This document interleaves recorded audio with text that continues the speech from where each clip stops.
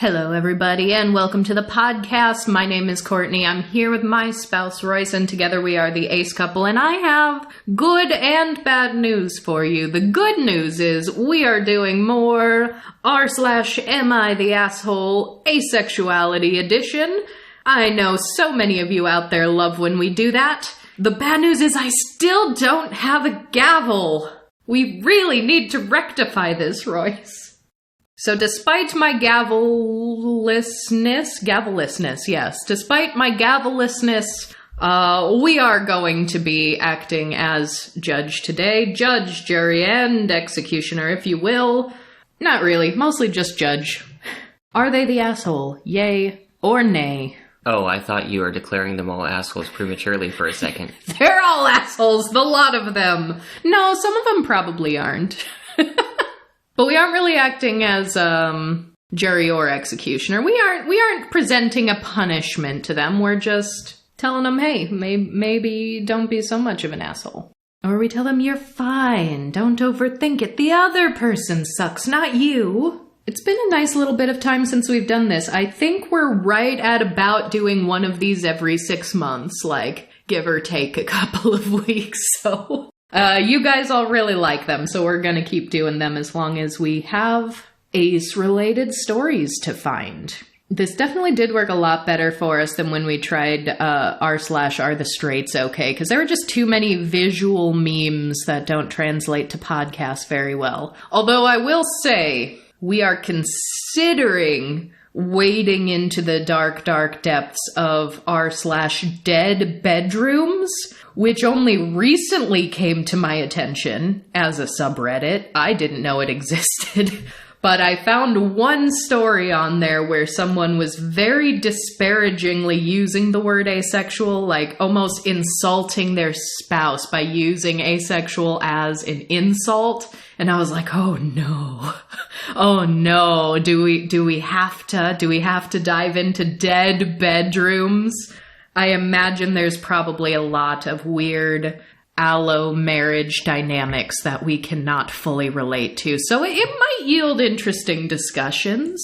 It's just an interesting thread name, too, because if you just went out and asked people what they thought dead bedrooms were, you could get the sexless marriages sort of angle that I assume this is what the thread is. You could get hauntings and superstitions, people who died and haunt their houses. Ooh, from their place of bedrooms. Haunted you could get house. home makeovers where it's just like a bedroom that is so poorly like painted and put together that no one spends any time in it. So it's just vacant. Or one that is so bad that it's like, this is beyond repair. We need to tear out this wall, do a full renovation. This is a dead bedroom. We need to liven it up a little. Didn't we watch a couple of episodes of a like home renovation show that was like old British lady builds you a sex dungeon? We did watch the sex dungeon show. In some cases, she was like, here's your problem. Your bedroom's a mess. We're going to fix your bedroom, and that's going to help your marriage.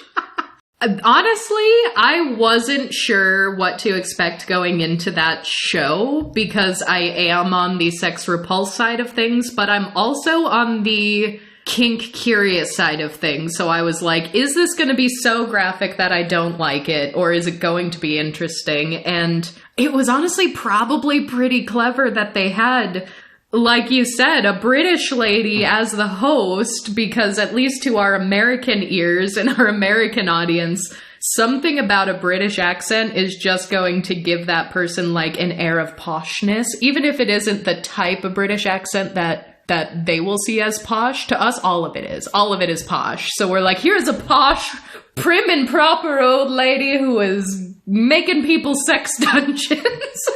It probably did make it a little more accessible to the average audience, but it was kind of interesting to watch. It wasn't too difficult for me. I think my least favorite part was anytime there was like a, I don't know, dildo wall or something, because I don't like even the illusion of phalluses or phallus-like things, but every time they're like, here is a piece of furniture that will help you do kinky things, I was like, wow. Fascinating. Tell me more. I believe the title of that was How to Build a Sex Room. How to Build a Sex Room. And it was on Netflix. The interior design aspect of it is just so fascinating to me. It was interesting because sometimes these were secret rooms behind hidden passageways, and in some cases it was just like the master bedroom or something. Right, yes. Oh, yeah, really, really interesting. And it was very, very diverse as far as the people who were the clients compared to like your average dating show or home buying show or renovation show, because we had gay couples, we had polyamorous, like full polyam families that were all like, we all like different things, so we want to make sure our, sex room can accommodate all of us, and also it has to be big enough for all of us, and we want a place where all of us can cuddle, and it was like... They had a couple of very nervous straight couples too. Yes! So that was a very fascinating watch, to be perfectly honest. But we are getting wildly off track now, because we aren't here to talk about British ladies building sex rooms. We're here to pass judgment upon internet civilians.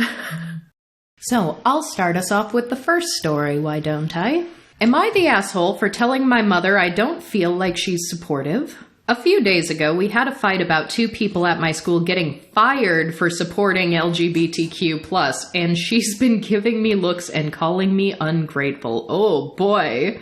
Background information. I came out as panromantic and asexual, as well as gender fluid, and explained what they meant to my mother about a year ago, and since then I felt more open about my sexuality and my involvement in the LGBTQ+ community. While me being panromantic has been something my mother acknowledges whenever she asks me about my crushes or if who I'm dating, she has almost completely ignored the fact that I am gender fluid. She has only ever used she, her pronouns for me, and is one of those people that claims that they, them can only be used in plural forms, even after I supplied several examples of they being used in a singular form. I don't really mind all of that as much as I'm upset about an argument we had a couple days ago. Two faculty members at my school were fired because they support LGBTQ+, and I immediately told my mother when I found out. I told her that I didn't feel safe in an environment where teachers who support people like me are fired. I said that I doubt the others would accept me or like me anymore if they knew I wasn't straight or cisgender.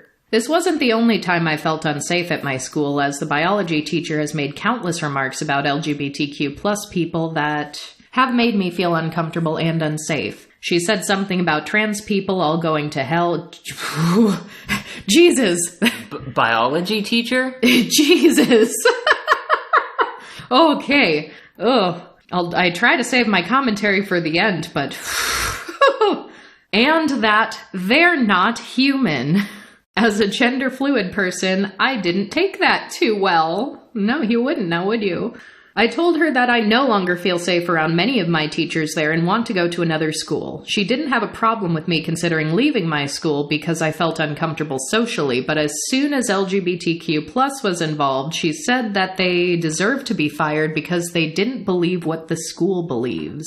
When I told her I no longer feel safe and want to leave, she started calling me ungrateful and giving me looks. She refused and then went on a huge rant about how ungrateful I am and how I should just suck it up and shouldn't be talking about my preferences at school anyway. After all the comments my brother and father have made about LGBTQ+, that she didn't say anything about, the time she's said negative things about pride flags, all the time she's made a face when I've talked about LGBTQ+ or Pride Month, I'd had enough of pretending I was okay with her saying she supported me but acting like she didn't. I told her that if she didn't support what I identify as, she could just tell me. She started screaming at me and saying that, again, I'm ungrateful and jumping to conclusions.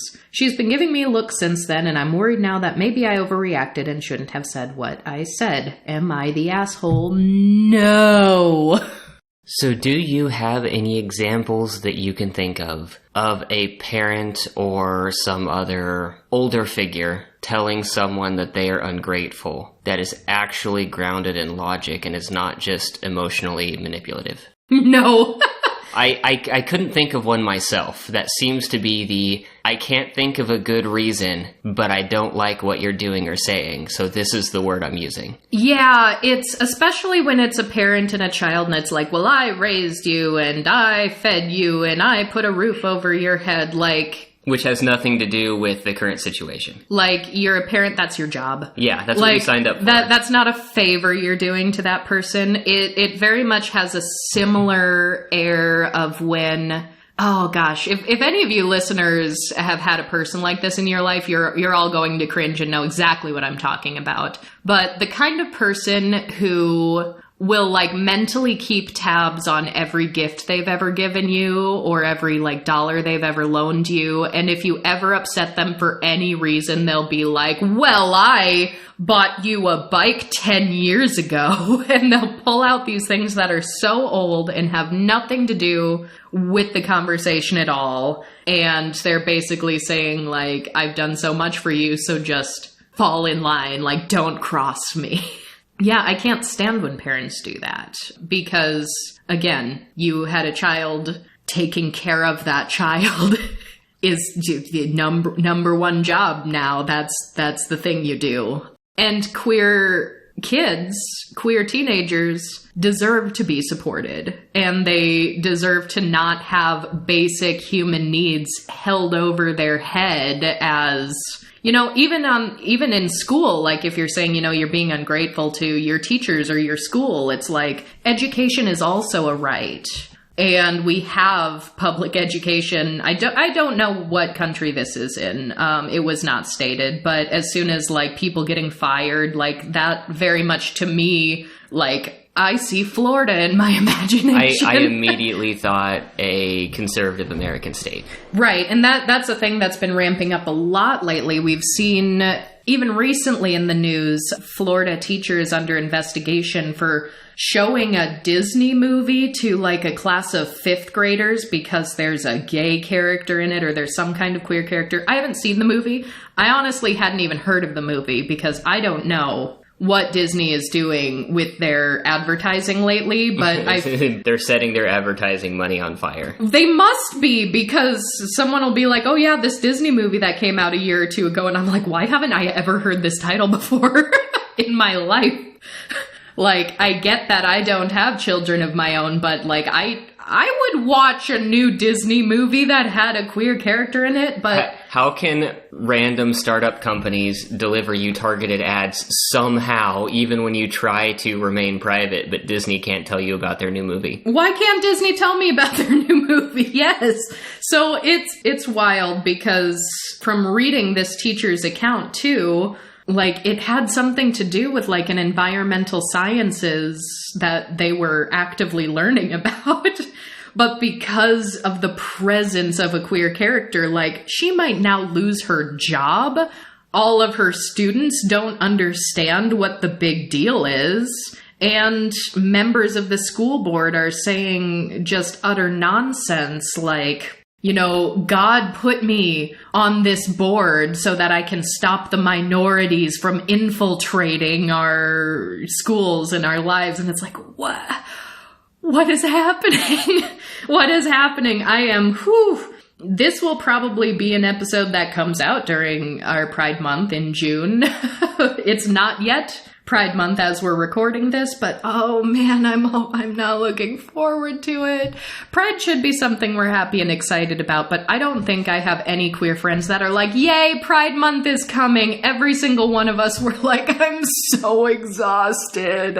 I'm so exhausted. I can't handle the discourse. I can't handle the conservative hate. I can't handle the legislation. It's all just so much. So queer youth deserve to be themselves, and they deserve proper education, and that education should not involve a biology teacher saying that trans people aren't human, and it's vile. No, I feel bad that they felt the need to come to r/AmITheAsshole. Like, I just want to give them a hug. So I will say, yes, mother being the asshole. Anybody who fired those teachers is the asshole. That biology teacher is the asshole. And really just like anybody on the school board and probably most of your state legislators also assholes. You, not an asshole. Keep doing what you're doing. Am I the asshole for not accepting my brother's apology? My brother, 16, had outed me, 18, as asexual to my mother, his girlfriend, and his girlfriend's mom in a conversation I was not a part of about a month ago. Since then, I have not been talking to him as this incident has shown me that he truly does not respect my boundaries. My mother has been asking me to forgive him since he meant no, quote, malice. But my relationship with my brother has been bad since I could remember, always ending up in verbal or physical fights, which has taken a great effect on my poor mental health. Yesterday I was doing laundry before work. When I went to get my washed load, I found it on top of the washer, bundled up, as well as my dried clothes taken out of the dryer. I went and confronted him on why he had taken my things out and replaced them with his, which ended up in a screaming match. My mom came and told him he knew that he shouldn't have touched my belongings and he was doing this out of spite because I hadn't forgiven him, which he then decided to call us pathetic for arguing about laundry. My mom then set us down and told me that I should forgive him for my sake. She's Christian. I told her I am no longer willing to keep forgiving someone who doesn't want to better our relationship, and that I'm the one always forgiving him, even when it's something that someone else would go no contact. When my mom asked him to apologize, he started to have some sort of mental breakdown and started screaming/yelling in tears. I left the house for work but realized I could no longer go in my mental state, so I ended up going to a friend's. My mom still believes I should forgive him and has told me she either wants me to start going to church to, quote, cleanse my soul, I guess, or go back to therapy because I shouldn't be, quote, holding grudges. So am I the asshole? Does the brother also need to go to church or therapy? I would say therapy. Well, from this post, it doesn't seem like the mom is holding the kids to the same standard. They aren't. And it seems like the brother is having issues communicating in a way that is appropriate for a 16-year-old. Right. Yeah, I mean, OP's not the asshole here. OP is 18. If this is not a household that you can live in anymore, perhaps that is something you can rectify in the near future. Hopefully. Because, I mean, here OP's like, I couldn't go to work because of my mental state, and that's not good. No. If your mental health is that bad as a direct result of the people you're living with, I'd say that is something that should probably be corrected. I also feel like there's probably more to this story. They didn't elaborate too much on what happened as a result of the outing or how it happened, if it was, potentially an accident, or if he did it because he didn't think the people would have accepted it and he wanted to sort of fuel the flames a little bit. So I do think there's more to the story that we just aren't privy to, but I don't see anything that OP has done wrong. Am I the asshole for blaming my parents for being aro ace when she didn't want to accept me when I came out? Whew! I don't know where this is gonna go, but based on the title alone, I kinda wanna say everyone sucks here. But we'll see. We'll reserve judgment. Recently, I, 18 female, broke up with my boyfriend and I began to start questioning if I am an aromantic asexual. I'm still quite unsure and am trying to figure things out. My mom was very surprised since admittedly my ex was what society would define as conventionally attractive and had an amazing boyfriend overall. She thought my ex did something that hurt me, so I assured her that it wasn't his fault and that I did not feel the, quote, spark. While I thought she was being overly dramatic, I did understand her point of view, so I didn't act up or anything, but when she said, maybe in the future I'll find a better man, I disagreed and told her I most likely will never date again. She was shocked by this statement and asked why, and I decided maybe I should just tell her that I might be aromantic asexual. Now, my mom was raised in a rural town and isn't very educated with the whole LGBTQ+ community, and was upset that I would even entertain the idea of myself being aromantic asexual. She called me, quote, broken, and assured me that we could try to fix that, but no matter how much I tried to reassure her that being aro ace is normal, she was still really worried and upset. Eventually, this got to a breaking point where I was just frustrated with her and just said that, if anything, me never wanting a partner could just be her fault since she and my dad are just suffering while being married to each other, even though they don't love each other anymore. Savage. Okay. I could tell my mom was hurt by this since it was true that she and my dad have stopped loving each other a long time ago. My mom deeply regrets the decisions made when she was younger, but still decided to stay married since she wanted to give her children a complete home. However, there was always a lack of affection between my parents, and right now they're just tolerating each other. They don't even sleep in the same bedroom. Deep down, there was some truth in my own statement. Since growing up, I've always been scared of ending up in a marriage like my parents, which was one of the reasons why I began to question if I was aro-ace or just fearful of relationships. Am I the asshole? I think I kind of want to stick with my gut reaction of everyone sucks here. I think it's a light everyone sucks here, like... Soft everyone sucks. What OP said was a little harsh, like that was a very knee-jerk reaction, like, you aren't listening to me, so I'm going to say something that I know is going to hurt you to get you to stop, kind of a thing. Yeah. But it seems like most of the issue is coming from the parents. Yes, absolutely. I mean, the parents not accepting and saying you're broken and can be fixed, that is egregious. Yeah. That is awful. On the other hand, based on the last paragraph, it sounds like OP is aware of the fact that being aro-ace is not the same as having, you know, possibly generational reservations about long-term partnerships. And it sounds like that was part of their process of coming to understand their own identity. But if you know that that cannot make you aro-ace, but you know saying that will hurt your mom, like, I don't know. It's a little bit extra. Little bit more than what was needed, I think. Yeah, mostly mom sucks. Mostly mom sucks. Really soft, like, I don't think I blame OP for lashing out, but to intentionally try to twist the knife as, like, your relationship sucks and has failed, which is clearly a sore point for the mother. I don't think you'd even have to use it as, like, well, maybe your failed relationship is the reason why I'm the way that I am. Kind of lends credence to her initial, like, well, maybe you're broken and maybe that's something that could be fixed. Maybe that is something you could do with therapy. And, yeah. I almost, and I don't want to, like, tone police, but I would say if you're going the route of, like, well, your relationship's fucked up, you could almost just be like, why do you want me to fall into a loveless relationship like you do? Like...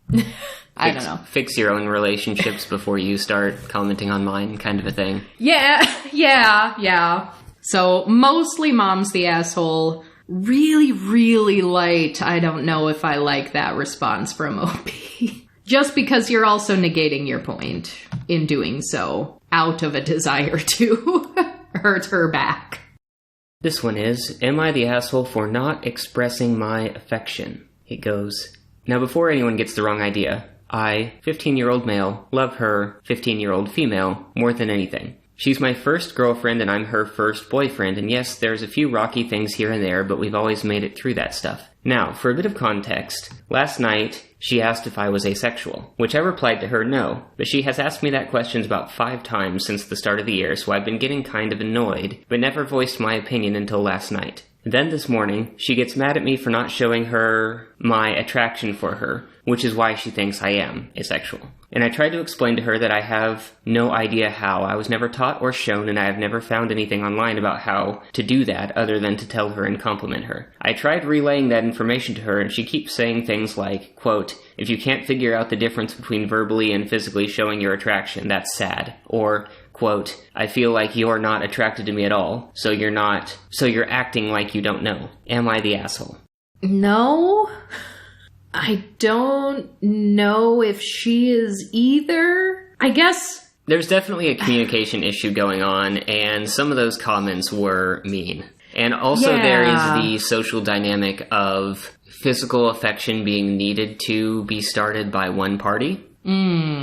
That's true. Like, this relationship seems to be very steeped in gender roles, where the woman present here wants to move things forward, wants more physical interaction, but is not comfortable initiating it, and then is complaining that it's not happening. Yeah, and there is something that with a growing awareness of asexuality and just being a part of more people's vocabulary, people will misunderstand maybe what that means and try to see it where it might not even necessarily be there. But from my experience, a lot of the time when someone's like, are you asexual? It's more from trying to figure something out instead of trying to support the person. It seems like the girlfriend in this scenario is like, well, if you don't want to show me physical affection, then clearly there's gotta be something wrong here, and is it because you're asexual? And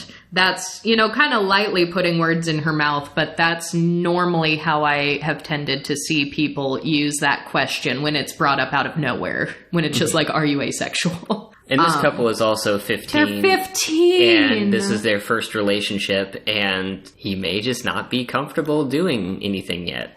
Right, and that's the thing too, like, especially with a relationship that does seem to at least be assumed to have heavy gender roles. Normally, it is the man who's supposed to initiate things, and you don't even have to be asexual to not be ready or just not want to go at the pace other people are. And so this is very much I hope they have a robust sex education in their school. I hope consent and boundaries are a thing that is somehow taught to these 15-year-olds. Because, I don't want him to start feeling pressured. I hope he also doesn't think that being asexual is a bad thing, even if he doesn't identify that way. Because something like this could, at a young age as 15, could sort of taint your overall impression of an orientation. Because if someone's constantly accusing you and being like, are you asexual? Why aren't you doing this? That can sort of give an unconscious bias as like asexuality is a bad thing and relationships can't work if someone is asexual. And so I just hope OP takes some time and learns boundaries and consent and what they are and are not comfortable with. And I don't know, not much more I can say about that. Not the asshole. Reading through the comments, they're all supportive. They're all just saying, go at your own pace, don't feel pressured. There was one that I thought was interesting because I hadn't thought of this. And the first couple of sentences read, not the asshole. As someone who was taught that physical affection is a punishment. For example, when you do something to upset someone, you give them a hug. Or if I make a mistake and my mother is mad at me, she makes me give her a hug to apologize. That rooted a negative connotation to physical contact. That's a thing that does happen. But yeah, and we also don't know, and nor do I want to know, but we don't know if as 15-year-olds it's like, are they actually just talking about holding hands and hugging and cuddling? Or is she like, why haven't we had sex yet? 15 is not even at the age of consent for some places. So yeah, wishing them the best. There's something like saying before you get the wrong idea, I love her more than anything. It's like, I wish the best for you, but I am gonna be really curious to see if 10 years from now, if in hindsight, you still feel that way. I too thought I loved someone at 15, and that got real abusive real fast over the subsequent years. So I hope that does not happen to OP. Ooh, boy, this title. Am I the asshole for, quote, manipulating my girlfriend? Probably. Gotta find out why that's in quotes first. Background. When I first met my girlfriend, Ashley, who is now my ex, she was joining my friend group via one of my other friends, Jessica. Over the weeks, my friends and I got to know her, and Ashley told us that she's aromantic and asexual. A few weeks after learning that, I realized that I liked Ashley romantically, so I went to Carly for some advice on what to do. And she told me I should respect Ashley's Ashley's sexuality, leave her alone, and not to act on my feelings toward her. However, the following week I was hanging out with Ashley and another one of my friends, Greg, when Ashley had a panic attack. I tried to distract Ashley from her panic attack by asking random questions, some advice from Ashley's best friend. One of the questions, asking her to be my girlfriend. She said yes. Afterward, Greg, who is the next closest to Ashley in our friend group after Carly, told me that I was being manipulative by asking Ashley while she was having a panic attack, but I don't understand what I did wrong. Am I the asshole? Yeah. Yeah, that was not the right time for that. No. I mean, there needs to be a second conversation about that, given the time frame that was asked. Well, he's saying now my ex, so they aren't even together anymore. Oh, okay. So they aren't even together. My only question is did Ashley, not with this guy and not under these circumstances, but did Ashley actually not want a relationship? Because a friend said, leave her alone because she's ace, she's aro ace. But that doesn't necessarily mean that she's closed off to having a relationship. So I want to know if that did actually come from Ashley first and the friend knew her well enough to do that, or if the friend just assumed and didn't really understand what she would or would not want. So I don't know whether or not OP got bad advice to not ask her out, period. But regardless, you don't do that when someone's, having a mental health issue, the middle of a panic attack. Sure, if you've been given advice to say, if she's having a panic attack, just ask her questions.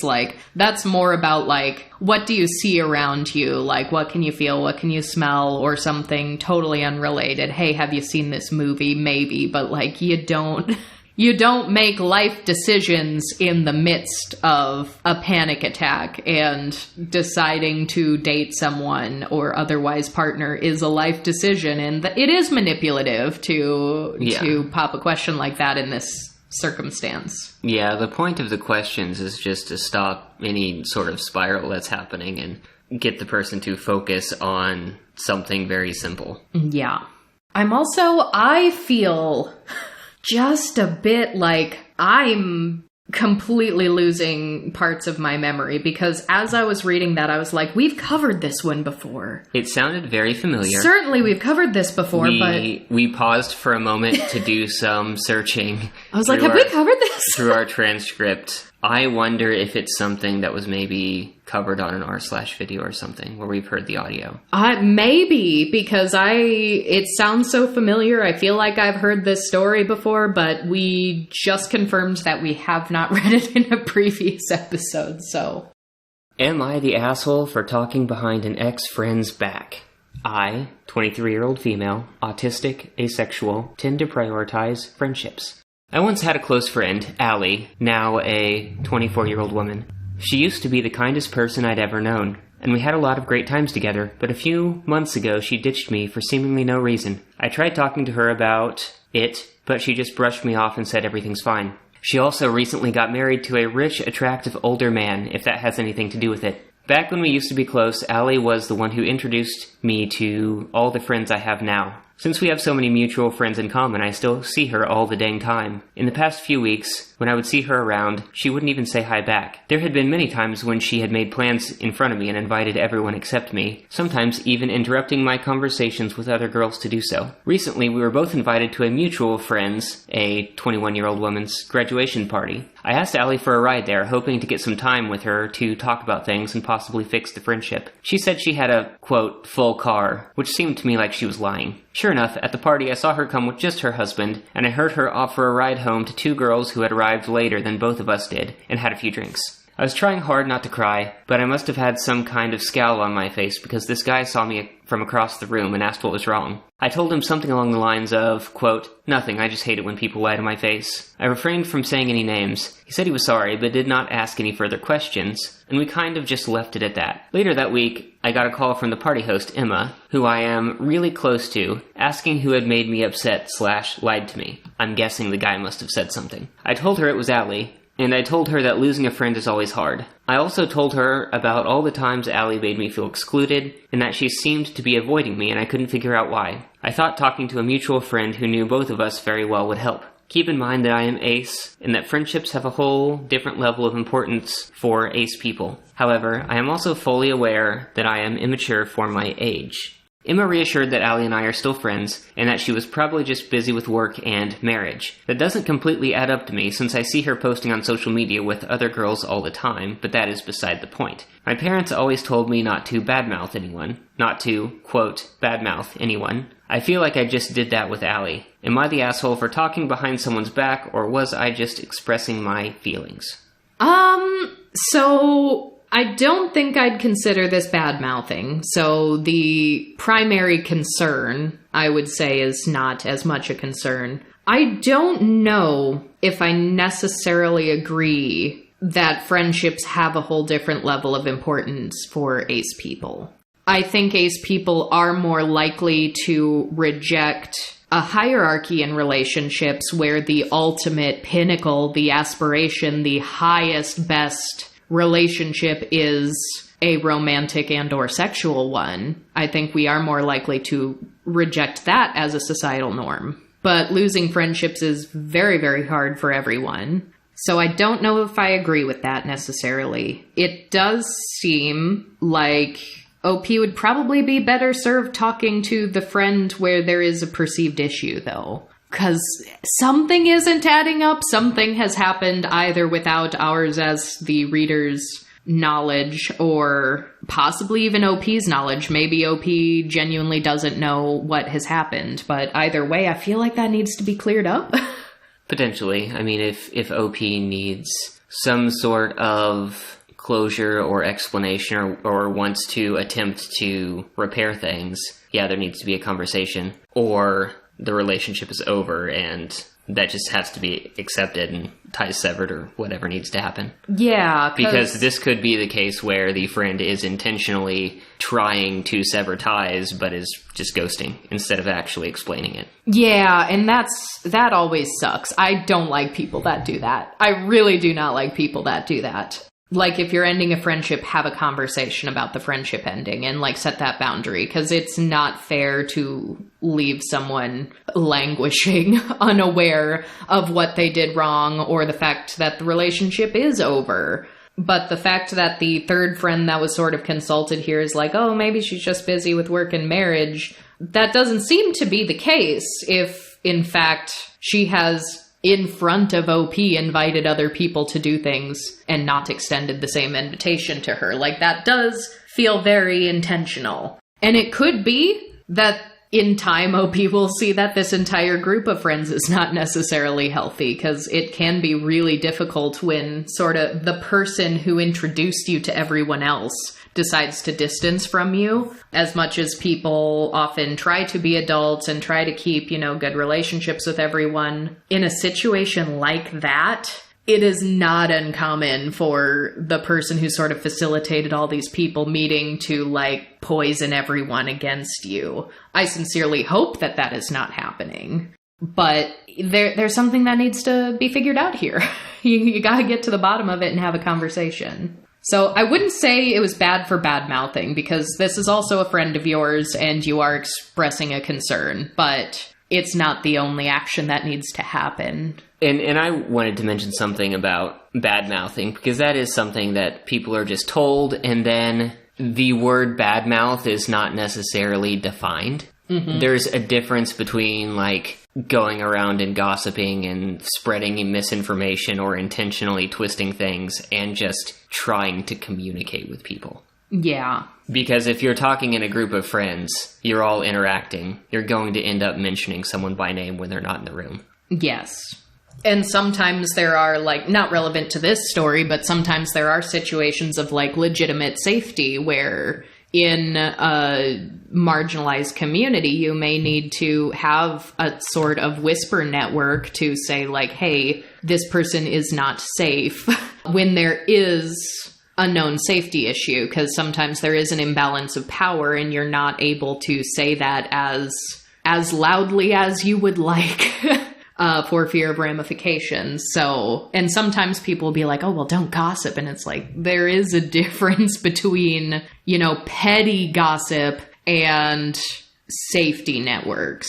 But overall, I definitely think OP is not the asshole. I don't know if we have enough information to know if the other friend is an asshole, or at least not to know how much of an asshole they are. I don't know if any of this is just a misunderstanding. I know it's not uncommon for autistic people to be like, I need to be expressly invited to something, or I do not feel like I am welcomed there. So, best case scenario here, OP was like implied to be invited, it just wasn't explicitly enough stated, and it was all a big misunderstanding. That's what I'd like to believe. That would be the nice ending to this story. But we don't know if it's that, or if OP is just, or if a friend of OP is very intentionally snubbing her. There were a couple of cases that, unless OP completely misunderstood or misread a situation, there were a couple of instances like the "my car's full" thing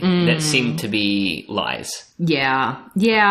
And yeah, if you don't want to be friends with OP anymore, like, tell her that, have a conversation, and then go your separate ways, because I don't like this ghosting stuff. And ghosting doesn't work if you're in a friend group. That's what I don't understand. It's bad enough to ghost someone if you two are the only ones who know each other and you have no fleshed out community around you, it's just you two. But if you're in a community of people and you have a shared friend group and you try to ghost someone, I don't understand how anyone ever thinks that's going to work. It's not gonna work. Communicate! Okay, last one for today. Am I the asshole for being jealous of my best friend's boyfriend? So my 18-year-old man, best friend, 18-year-old woman, is this really cute girl who I've known for a few years. I've known she was an asexual lesbian for around 2 years now, so I never tried to make any moves out of respect, even though I had a pretty big crush on her. Eventually, I started seeing someone. Our relationship lasted a year, but we broke up about a month and a half ago, which has really bummed me out. Since breaking up, I realized I was starting to develop feelings for my best friend since she treats me better than anyone else I've known in my life. She confided in me that she's been questioning her sexuality, which obviously made me think about telling her how I felt. See, it's all in the timing. That's not a time to pop that either. I was still working up the courage to say it, but she told me about this guy that had previously asked her out through a friend she no longer talks to. She said the dude asked if they could try going out since he had gotten cold feet the last time. They started going out, and I tried to not let it get to me since I wanted her to be happy. Since we're so close, she would tell me about how each date went, which was a little hard to listen to. Last week, we were supposed to hang out, but she canceled the same day, saying she felt sick and was busy working on college projects, which was a bummer since I really love her hangouts. But I didn't let it bother me. On the night of the next day, she texts me, just got home from meeting with parents, and describes how he literally sucked on her boobs. Okay. We talked about pretty much everything with each other, so I wasn't surprised she told me about this, but what did surprise me was the fact that she did anything sexual with him despite venting to me about how uncomfortable she gets doing anything intimate with guys. Obviously, I don't have the right to feel betrayed, but God, it seriously hurts to see someone I fell in love with happy with someone else, especially when this whole time I kept it to myself because I thought she wouldn't be interested. I'm still pretty depressed from my last relationship, and this is getting to me more than it probably should right now. Should I feel guilty about my emotions toward her boyfriend? TLDR, best friend who I thought was an ace lesbian turned out not to be, and I'm really jealous of the guy she's seeing. Well, she's not the asshole. I don't think he's done anything that I can qualify as being an asshole yet, but he's riding the line. There's a vibe. There's a vibe I don't much care for. Because him saying, oh, well, I thought about telling her my feelings when she was questioning her sexuality. I don't think someone confiding in you that they're questioning their sexuality is the time to spring something like that. Because that can already be a confusing time, and if you have an established relationship that is not that kind of a relationship, that could add a lot more confusion to the mix. It could, and I guess I have trouble interpreting this question because this is my emotional state, this is what I'm feeling. Should I feel guilty? Should I feel more emotions about the emotions that I'm feeling? That whole train of thought doesn't really make sense to me. It seems like there has been a big communication gap this whole time. OP hasn't mentioned his feelings. OP didn't ask during the entire time that they've been friends, which is 2 years, what his friend's orientation actually was. Like, there was just this sort of unspoken assumption. Well, and the assumption here, too, which is not said in so many words, but this is the vibe that I don't like that I'm getting. The assumption here, like being jealous of this guy, should I feel guilty of this, and the fact, like, I know I don't have a right to feel, quote, betrayed, but God, it seriously hurts to see her happy with someone else. It's almost like he has this assumption that had he told her his feelings, that she would now be with him. Yeah, it's very possessive. And that assumption is bad. Yeah. Never have that assumption, because it could have just as easily been, he says, I have feelings for you, and she's like, oh, what the hell? We don't have that kind of relationship. Yeah. I don't feel that way for you. And it could also been like, wow, I'm going through this big change in my life. I'm questioning my sexuality. I'm discovering myself. And now I don't even have my best friend anymore because my best friend got weird on me. So that's the vibe I don't like. But as far as he's said here, he hasn't done anything to actually bring his mental burden onto her. Yeah. Like, it seems like he's kept it under wraps unless there's something he hasn't told us. So there's nothing I can say like, yes, you are the asshole. But I can say like, you're close. Watch that feeling. Watch that impulse that you're feeling and really examine it. Yeah, I think the only real way, the main way to have avoided this would have been to have talked more openly about things a year or two ago, like before any of this started happening. Mm-hmm. And now you're past that, and it's dangerous to try to have that conversation right now. Right. It's also dangerous because I hope there is a way that you are able to stay friends in a way that is mutually beneficial, but you need to understand yourself well enough to know whether or not that's going to work. Because if you're also now here hurt by your own past relationship, pining after this woman who's with someone else, it wouldn't be cool to share your feelings while she's still in this relationship.